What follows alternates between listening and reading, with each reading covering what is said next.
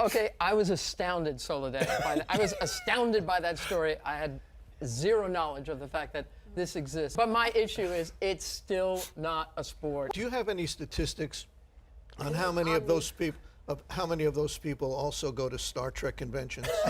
It's a game. That's not a sport. That's not a That's not a sport. It's not a real I want to talk sport. about the 20 million people who are watching the damn thing. And the money They that gotta they're be making. crazier than they're the ones paying big money to watch.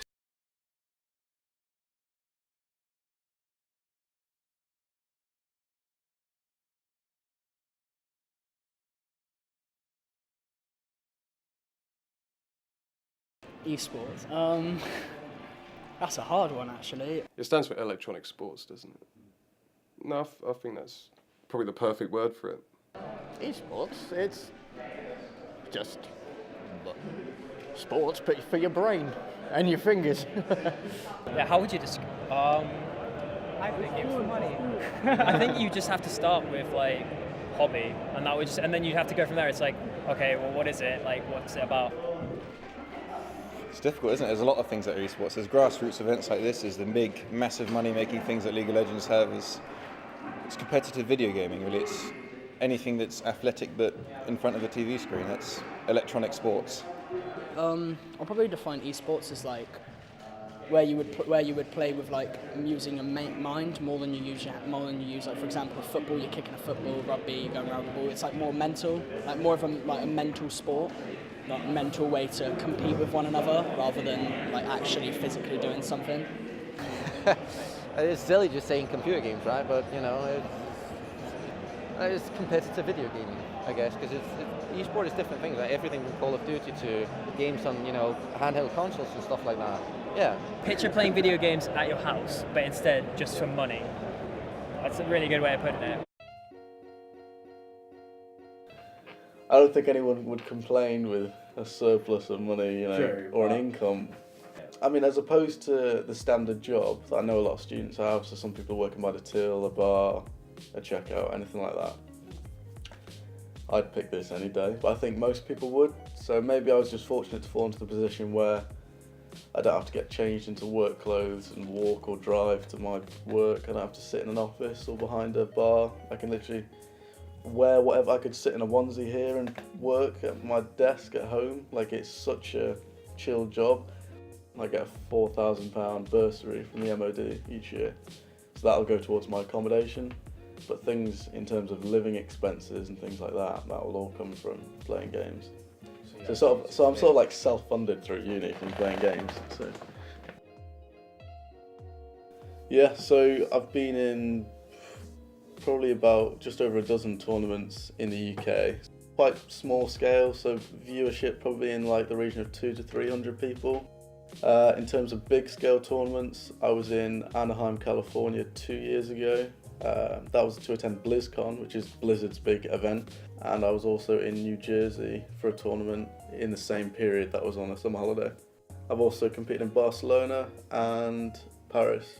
I don't know, I've always been really competitive. I'm competitive as a person, definitely in real life as well. So in sports, in anything I do, exams, even at uni, I've tried my hardest to try and be best on my course. So yeah, it translates into everything in life, really. Are you a naturally competitive person, would you say? No, not really. It's just video games, because I've always seen myself as quite good at them, and I aspire to be better than people I know. I've always liked competitive games like Counter-Strike. I've always enjoyed. I was always on console, and then I moved to PC like 5 years ago, and since then a lot of my friends were really into competitive gaming on COD 4, and yeah, that's where it started really. And Rocket League I picked up when it first came out, and I just played it a lot and ended up getting pretty good at it. I love competitive gaming because I love trash talking, and I love having someone talking. Can I swear? Yeah, go on. I love when players talk shit and I just destroy them in game. It's just the best thing. I love it. Welcome back to Insomnia 60. We are on day 3, and what a weekend it has been so far.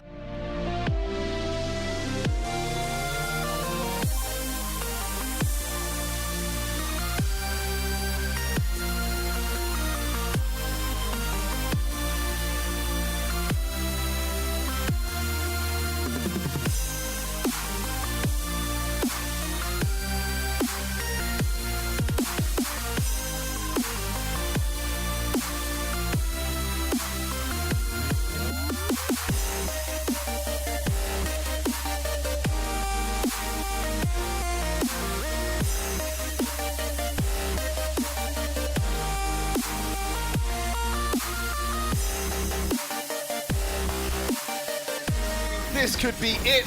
They just have to stand on the payload. Is there one last person? No, they have been cleared off the board. Team Singularity Gaming take Hollywood, then they take the series. Sebastian McCallum, I'm 24 years old, live in Denmark, come from Denmark obviously. I play Overwatch competitively for Team Singularity as the shot caller and team captain.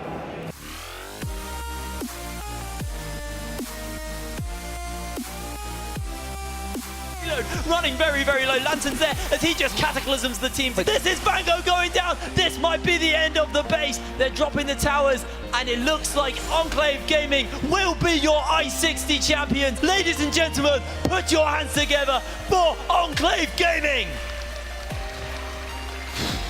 What an ending. Yeah, I take it really seriously because I'm just like a really competitive guy. So like any game that I play, I want to play at the top level.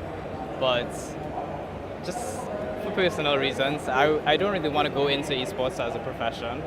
I would prefer to like pursue my own degree and stuff like. Yeah, I just do it more just to relax and just exercise my brain. As a team, we spend around 35 hours a week on training as a team, and then we have the individual times next to this as well. Obviously, we're not full-time on the ship. Most of us have studies next to this. I actually have a son as well, so it's all about balancing everything out, yeah. So social life doesn't really exist for any of us at this point.